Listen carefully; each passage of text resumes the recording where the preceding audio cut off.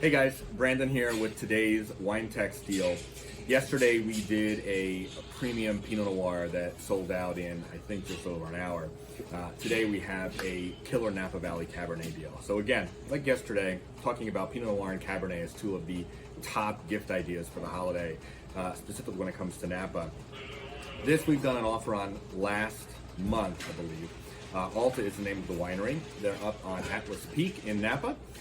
They have one vineyard that's their own, and then they source fruit from, I think, 3 or 4 other different vineyards, Sugarloaf, Susquehanna, Stanley Ranch for Pinot and Chardonnay.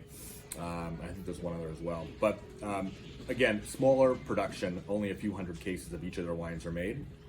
This is 2015 vintage, which if you love Napa Cabernet, it's been a tremendous string of vintages, all the way from 12 up to 15 and even 16, all outstanding vintages.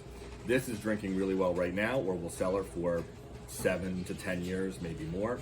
Got big press, 93 from Galloni, and I think somewhere in the 90s from the Advocate as well.